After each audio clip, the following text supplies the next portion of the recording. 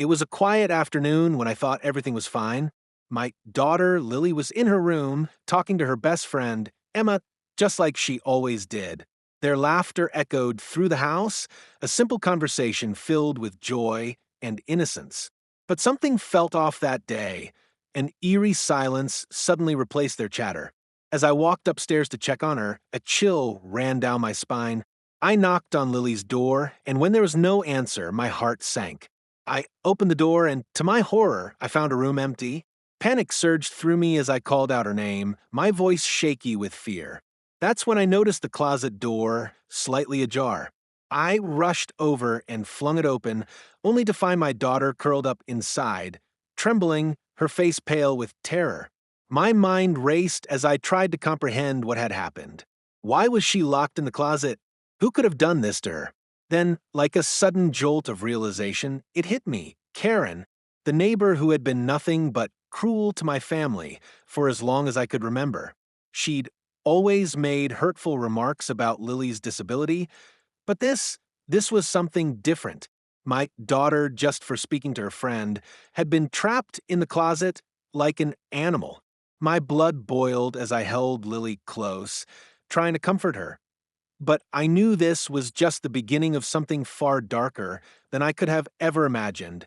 The evening had begun as any typical day in our home. I was in the kitchen, chopping vegetables for dinner, while Lily was in her room, talking to Emma, her best friend. Their voices echoed through the house, lighthearted and filled with youthful energy. I smiled as I heard them chatting about school and the plans they had for the weekend.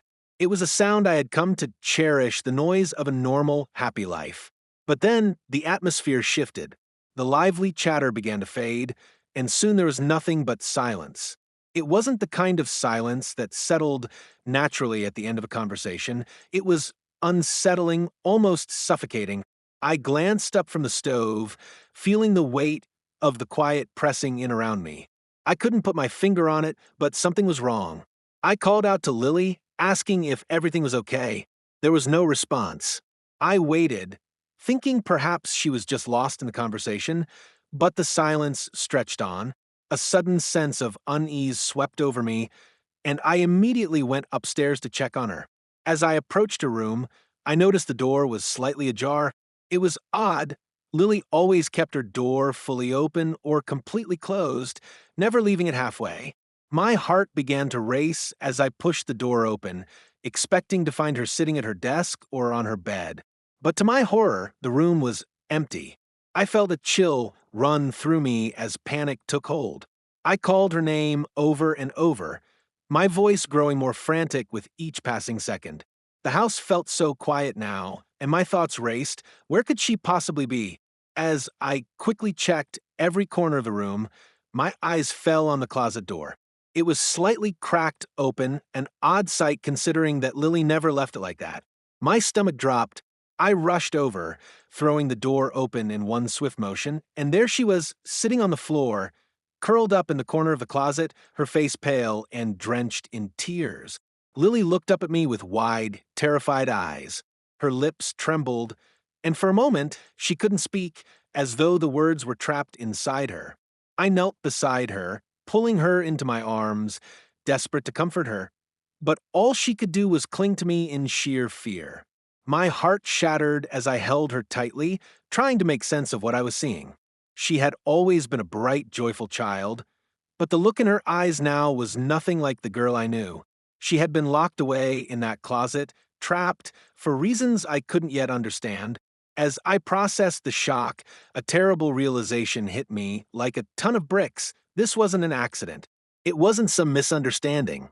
Karen, the neighbor who had been nothing but cruel to us for months, who had made countless hurtful remarks about Lily's disability, was behind this. I felt a surge of anger so fierce, it nearly knocked the breath out of me. Karen had been harboring resentment against Lily and our family for a while now, but this was beyond anything I had ever imagined. She had decided that Lily needed to be punished, that her mere presence, her very existence, was a disruption. And so, in her twisted mind, locking my daughter away in that closet was her way of teaching her a lesson. I could barely contain my rage. My daughter, who had done nothing wrong but talk to her friend, had been trapped in that closet, humiliated, scared, and alone, because Karen felt entitled to impose her will on us. The cruelty of it all was overwhelming, and as I held Lily in my arms, trying to calm her down, I knew that I couldn't let this go. Karen's actions would not be allowed to stand. This was no longer just about what she did to my daughter. It was about standing up to the kind of hate that had been building for months and refusing to let it consume us. I pulled Lily from the closet, her trembling form pressing against me as I held her tightly. I could feel her fear, the way her tiny body was shaking in my arms, and it tore me apart. She was barely able to speak, her lips quivering as if the words were too heavy to escape. I knew the immediate thing to do was to get us both to safety, away from Karen, away from any further harm. I led Lily to my room, locking the door behind us as I sank onto the bed, holding her close. She buried her face into my chest, trying to find comfort in the familiarity of my embrace. But my mind raced, and the anger inside me churned like a storm that I could barely control. I reached for my phone, my fingers trembling as I scrolled through the contacts. I had to call the police. This wasn't just some petty argument. This was criminal. But as I began to dial, something stopped me cold. What if Karen had already turned the story around? What if she had made up some twisted, fabricated lie to cover her actions, to make it seem like Lily had somehow brought this upon herself?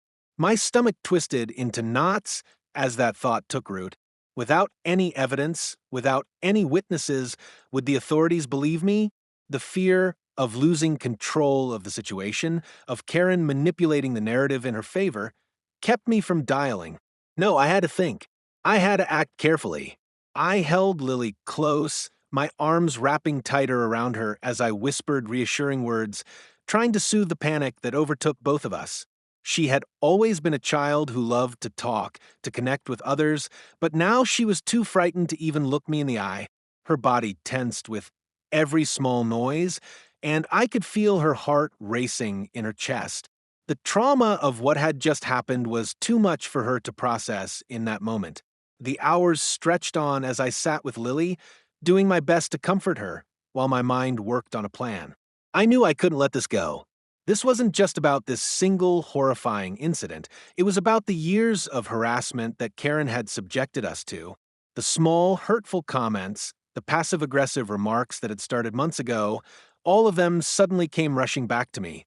Maybe it's better if she stays inside, Karen had once said when we were walking in the neighborhood. Your daughter is such a bother, she had muttered under her breath when she thought no one was listening. I had brushed it off at the time, thinking it was just the ramblings of a bitter old woman who had nothing better to do than pass judgment on us. But now I saw it for what it truly was, hate disguised as concern. It wasn't concern for Lily's well-being, it was disdain, born from her inability to accept my daughter for who she was. The way Lily's laughter seemed to bother Karen, the way she winced at the sound of her voice. And now this, locking Lily in the closet, a direct act of cruelty. I couldn't shake the thought that this was only the culmination of months of growing animosity. Karen had always been critical of Lily, always made sure we knew that my daughter's disability was something she found inconvenient, something that made her uncomfortable. And it seemed that this discomfort had festered into something much more malicious. She had decided, in her twisted mind, that Lily needed to be taught a lesson. But it wasn't just any lesson. No. Karen had gone far beyond any reasonable action. She had trapped a young, vulnerable child in a dark closet, thinking that somehow that would fix whatever it was she thought was wrong with my daughter. But I had learned one thing in that moment. This wasn't just about the closet. This was about more than Karen's hatred of Lily's disability. It was about the hatred she held for us, for everything we stood for. The audacity to lock my daughter away for something as simple as talking to her friend, the cruelty to silence her, just because her existence made someone uncomfortable, it all revealed something far darker about Karen's character. This wasn't a random act of anger, it was a deliberate, calculated attempt to dehumanize Lily, to make her feel small, insignificant, and powerless. I couldn't let this slide. I couldn't let Karen win. For the first time, I saw her for what she truly was, a bully hiding behind the walls of her home, using her position as a neighbor to control and manipulate. I had been too passive before, hoping that if I just ignored her, she would go away. But now I knew better. Karen wasn't going to change. She wasn't going to stop until she had broken us completely. But I refused to let that happen. Lily, in her own way, had already started to fight back. She had been locked away, but her spirit was still strong. I could feel it in the way she clung to me, in the way she tried to steady her breath. She wasn't going to let this break her. I wasn't going to let it break her either. The next move was mine to make, and I wasn't about to back down. I needed to confront Karen, to make her see the consequences of her actions. But more importantly, I needed to make sure that this never happened again. As the sun began to set outside, casting a dim glow through the window, I knew the time had come to take action. I couldn't let the fear of what might happen stop me. I had to face Karen head on, no matter how much she tried to manipulate the situation. This wasn't just about the incident in the closet, it was about the years of harassment, the years of turning a blind eye to her cruelty. And it was time for that to end. The battle was about to begin. It all started with small moments that at the time I brushed off as nothing more than the quirks of an unpleasant neighbor. Karen had always been a presence in the neighborhood, the type of person who never seemed to be satisfied with anything. She was always critical, always on the lookout for something to complain about. At first, I thought it was just her personality. After all, not everyone is easy to get along with, right? But looking back now, I see it was more than just her bad attitude, it was something darker. Karen had always made it clear that she didn't approve of us, particularly Lily. Lily, my beautiful daughter, who was born with autism, had been the target of her cruel comments and judgment from the very beginning. I'd heard the whispers, the muttered remarks when she didn't think I was listening. "She's too loud," Karen would say, her voice dripping with distaste whenever Lily's laughter or excited chatter echoed across the street. "I can't stand all that noise." It wasn't just the comments, either. It was the way Karen would glare at us when we walked past her house, her eyes narrowing as if we were an inconvenience in her perfect world. She acted like we were the ones who had done something wrong, as if it was our fault Lily existed the way she did. I could never understand why Karen had such a disdain for my daughter, especially when Lily was the kindest, most innocent soul you could meet. She loved life with a passion that couldn't be contained, always talking about her dreams, her favorite books, her love for animals, and her friends. But Karen, it seemed, could never see any of that. All she saw was a child who was different, and in her eyes, different meant less. I tried to keep my distance from her, to avoid engaging with her, but there were times when we couldn't avoid the confrontations. At neighborhood meetings, Karen would make passive-aggressive comments about Lily's behavior, insinuating that it was a burden on the community. "Maybe she should stay inside more," she once suggested, looking me dead in the eye. "It would be better for everyone if she wasn't out causing a scene." I remember the tightness in my chest when she said that. It wasn't the first time, and it wasn't the last. But at the time, I tried to chalk it up to the fact that Karen just wasn't a fan of children, especially not children who didn't fit into her narrow idea of normalcy. And then there were the times when I would catch Karen staring at us from her window, her expression a mixture of judgment and disdain. The longer it went on, the more it began to wear on me. But I never thought it would escalate to something like this. It wasn't until the day Lily was locked away in that closet that I realized the true depth of Karen's hatred for us. Now, as I sat in my room, trying to comfort Lily, the realization began to settle in. It wasn't just a random act of cruelty. This had been building for a long time. Lily's laughter, her innocence, her very existence had been a constant source of irritation to Karen. And when Lily dared to do something as simple as talk to her friend on the phone, Karen had snapped. She decided that Lily needed to be punished, that she needed to learn her place in Karen's perfect little world. And so, she locked my daughter in that closet. But as I looked at Lily now, I could see something in her that made my heart ache even more. She was scared, not just scared of what Karen had done to her, but scared of the world itself. The world that had once been a place full of possibilities and dreams had suddenly turned dark and threatening in her eyes. She clung to me as if I were the only thing standing between her and the cruelty of the world. It was a moment of pure innocence lost, and the weight of it hit me like a freight train. I knew in that moment that I couldn't just let this go. This wasn't just about one neighbor's cruelty. This was about a broader, more disturbing truth that people like Karen were everywhere. People who saw my daughter and others like her as less than human. People who thought that because someone didn't fit their narrow definition of normal, they were somehow inferior, unworthy of respect, of dignity. But I wasn't going to let Karen or anyone like her continue to make my daughter feel like she was less than. The anger inside me began to rise, bubbling up like a volcano waiting to erupt. It wasn't just about this one incident anymore. It was about the countless others who had been silently suffering, the ones who had been made to feel small, invisible, just because they didn't fit into society's rigid box of what was acceptable. I could no longer sit back and hope that people like Karen would change. They wouldn't.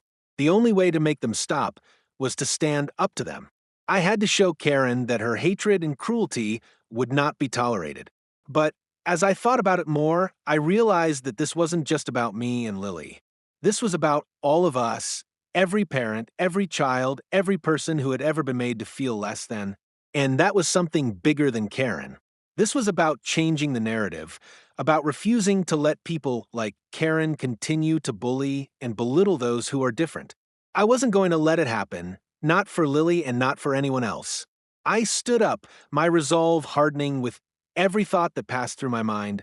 It wasn't just time to confront Karen. It was time to fight back, to show her that she could no longer hurt us. The world may have seemed dark and scary for Lily now, but I would make sure she knew one thing: we wouldn't let people like Karen control our lives. Not anymore. I had spent the entire night thinking about the confrontation. It wasn't something I took lightly.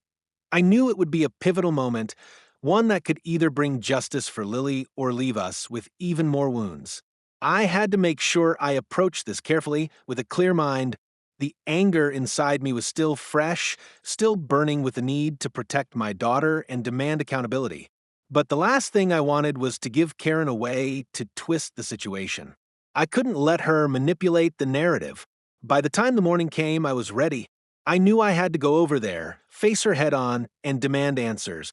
I took a deep breath as I walked out of my house, the sun bright overhead. Every step toward Karen's house felt like an eternity, but I couldn't back down. I had to do this, not just for me, but for Lily. I couldn't let her live in fear of this woman anymore. I stood in front of her door, my fist raised, and paused for a moment. My heart was pounding in my chest, but there was no turning back now. With a single knock, I broke the silence of the morning, and soon Karen appeared at the door. Her expression was cold, calculating, just like I had expected. She stood there, looking at me with that smug smile, as though she had done nothing wrong. "What did you do to my daughter?" I asked, my voice shaking with fury but steady in its demand for an answer. She blinked, the slightest flicker of hesitation crossing her face, but it was gone in an instant. The same smug smirk returned, and she leaned against the doorframe, her arms crossed. She was being loud. "I thought it was for the best," Karen replied dismissively, as if locking a child in a closet was the most rational solution to a noise complaint. I stood there, frozen for a second, trying to make sense of her words. The gravity of the situation hit me all at once. Karen didn't see what she had done as a crime. She wasn't remorseful. She didn't even see it as wrong. She saw it as a lesson for my daughter, a way to put her in her place. The realization crushed me. This wasn't just some angry outburst. It was a deliberate, calculated attack on my daughter. And Karen wasn't even remotely ashamed of it. I could feel the anger rise in my chest like a tidal wave, but I refused to let it overwhelm me. I had to stay calm. I needed to make her face the consequences of her actions. "It's not for the best, Karen. You locked my daughter in a closet and you traumatized her.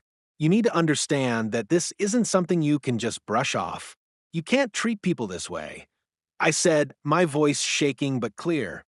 Her eyes narrowed, but her expression didn't soften. I don't see the problem. She was disturbing me. She needed to learn, Karen replied coldly. There it was again. The belief that my daughter's existence was somehow an inconvenience, that her mere presence was a problem that needed to be fixed. I felt a wave of disbelief wash over me. How could anyone be so heartless? I took a step forward, refusing to back down. You don't get to decide what's best for my daughter. No one does. And what you did was abuse. You locked her in a closet like an animal, Karen.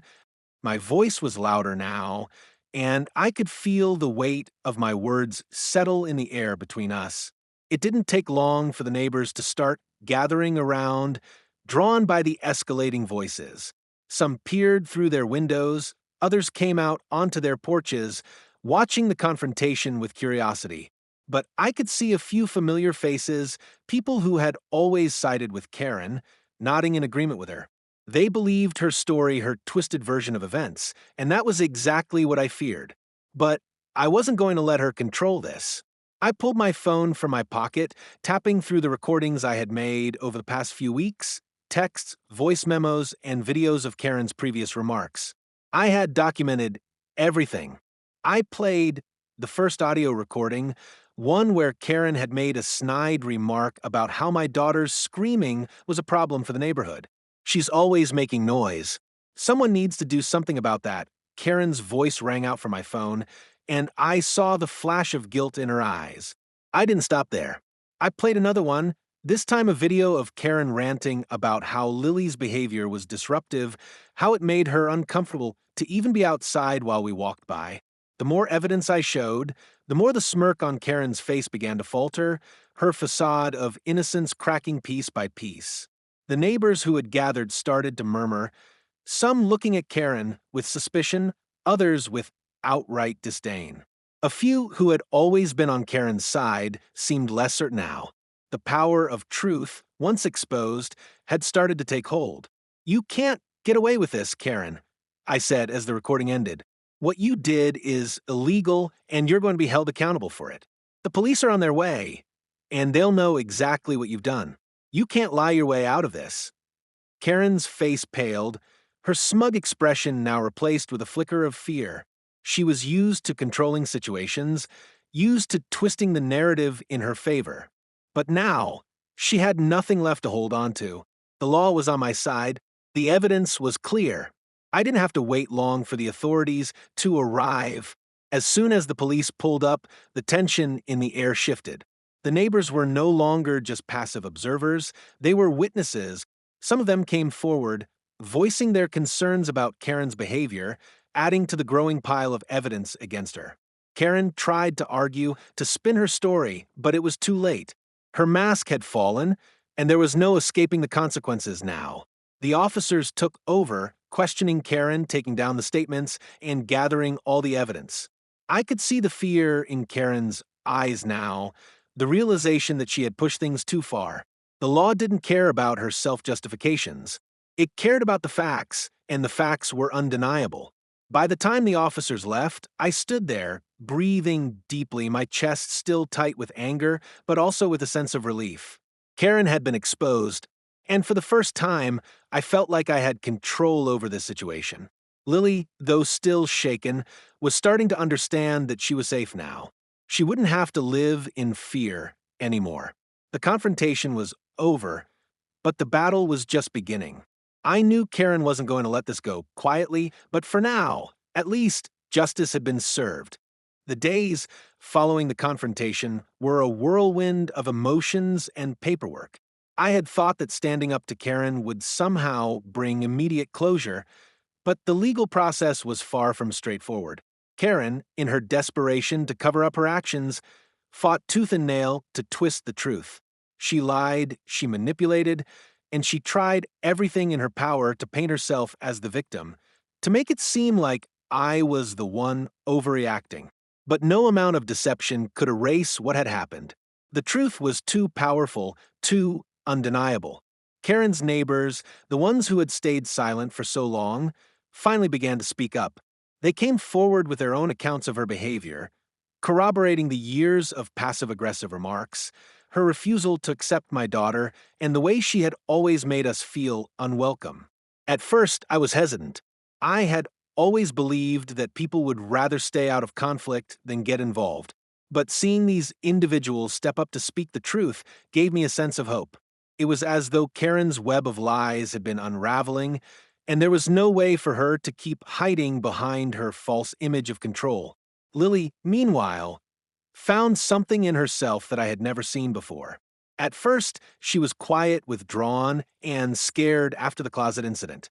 I was terrified that the trauma would leave a lasting scar on her, that it would change her in ways I couldn't reverse. But as the days passed, I saw her begin to open up. She began to talk about the incident more, sharing how she had felt trapped, how scared she was, and how helpless she had been in that moment. And with every word, I could hear a new strength in her voice, a resilience that I had never noticed before. The trauma hadn't broken her, it had ignited something inside of her, a fire that couldn't be extinguished. She wasn't just recovering from the ordeal, she was growing stronger, more confident, and more determined. As the case moved to court, the pressure of the legal battle weighed heavily on me. There were long hours spent preparing testimonies, gathering evidence, and reliving the terrifying moments of that day. But with each passing day, I felt more confident that we were on the right side of justice. The evidence was overwhelming. The recordings, the testimonies, and Lily's courage were irrefutable. Karen's defense crumbled under the weight of the truth. Her lies fell apart, and it became clear to everyone in the courtroom that she had done something unforgivable. When the judge finally ruled in our favor, I felt a surge of relief. It wasn't just a victory for me, it was a victory for Lily, for all the people who had ever been treated unfairly, who had ever been made to feel less than. The ruling held Karen accountable for her actions, and she was forced to face the consequences of what she had done. But the most important thing was that her true nature had been exposed. The world now saw her for what she truly was: a bully, a person who used her position of power to harm others, someone who had no empathy for the people around her. The journey didn't end with the court ruling. It was just the beginning of something bigger.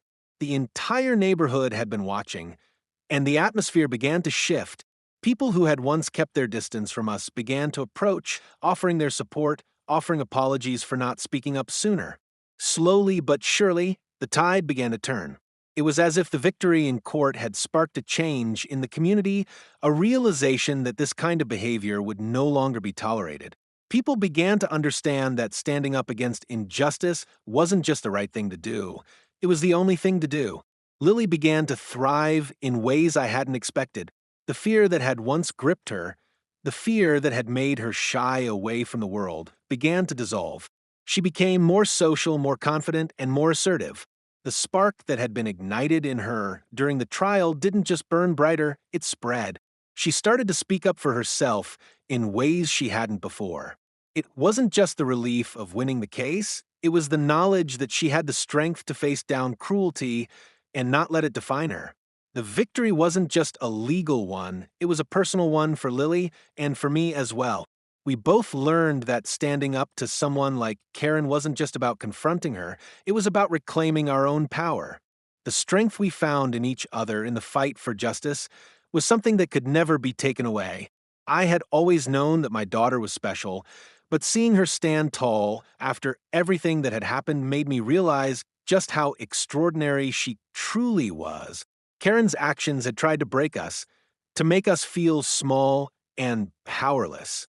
But in the end, it was her that was exposed, and it was us who walked away with our heads held high, knowing that we had stood up for what was right.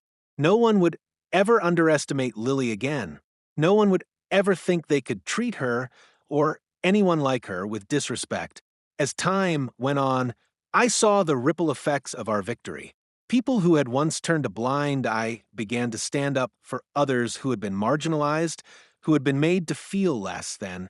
The sense of justice that had grown in our community began to spread, and it felt like a new chapter had begun, not just for us, but for everyone who had ever been made to feel powerless. Karen was still around, but she was no longer the same force in the neighborhood. People saw her for what she was, and that had stripped her of her power. She couldn't hide behind her lies anymore. And for us, that was the greatest victory of all. The world had seen the truth, and nothing could take that away. The aftermath of Karen's exposure had a ripple effect, far beyond what I had initially anticipated. For the first time, our neighborhood felt different. People started talking, real conversations, not just idle gossip about the latest drama or who was in charge of the next HOA meeting. There was a shift in the air, a sense of solidarity that hadn't existed before. I began to notice it in the way people spoke to us when we passed by. Neighbors who had once avoided eye contact, who had never bothered to acknowledge Lily or me, now greeted us with warmth. Some even came to us directly, apologizing for not standing up sooner. It was a strange feeling, this newfound support, but it felt good. It was as if the community had collectively decided that enough was enough, that no one would tolerate Karen's behavior, not anymore. But for Lily, the real transformation was in her own self-worth.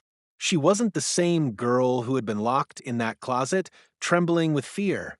No, she was stronger, more confident, and had gained a sense of pride that I hadn't seen in her before. I watched her slowly re-embrace the world around her, her natural joy and exuberance returning in full force. Where she had once hesitated to join in activities, now she was the first to raise her hand. She made new friends at school, her laughter more frequent, and her conversations filled with excitement and curiosity once again. The biggest change, however, was in her eyes. There was a newfound strength in them. She no longer looked over her shoulder in fear or with uncertainty. Karen's actions, while horrific, had ignited something powerful inside her.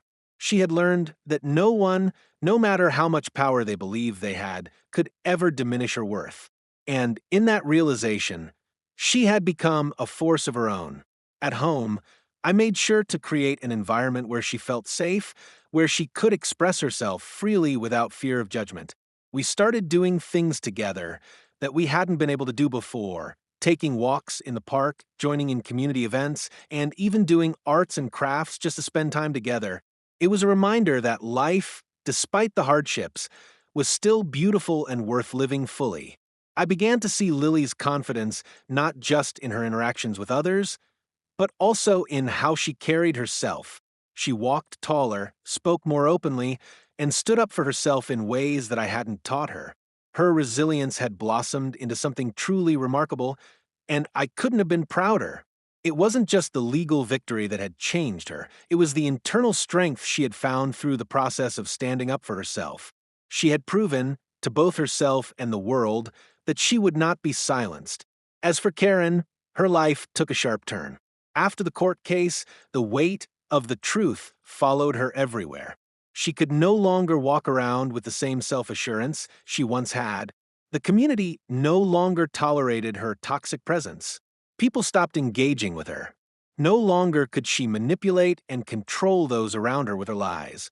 The impact of the trial echoed through every conversation, every encounter, until it became clear to Karen that the power she once held over the neighborhood had vanished. Though Karen never directly apologized to me or to Lily, I could tell that the consequences of her actions had made her rethink her position. She was no longer the formidable figure she once believed herself to be. The mask of superiority had fallen, and in its place, there was nothing but isolation and a tarnished reputation. In a way, that was the most fitting punishment for someone like Karen, the knowledge that her cruelty had been laid bare for all to see, that no matter how she tried to twist things, the truth was out, and there was no escaping it. The process of healing wasn't immediate. There were still days when Lily would have moments of doubt, when the shadows of what happened crept back in. But each day, she grew stronger, more certain in herself. We both did, and while the journey had been painful, it had also been empowering. It had taught us lessons about resilience, about standing up for what's right, and about the importance of community support. We learned that no matter what happens, we are never powerless. We always have the ability to stand tall, to demand respect, and to reclaim our lives. In the end, what Karen had tried to do to us, what she had tried to do to Lily, wasn't just an attack on one family. It was an attack on the very idea of compassion, acceptance, and kindness. But in fighting back, in standing up to her cruelty, we not only protected ourselves, but helped change the narrative for the entire neighborhood. We showed that kindness and truth always win in the end, no matter how dark the fight seems. I watched my daughter, now thriving and full of life, and I knew we had come through something extraordinary. We had turned pain into power, and no one, not Karen or anyone else, could ever take that away from us.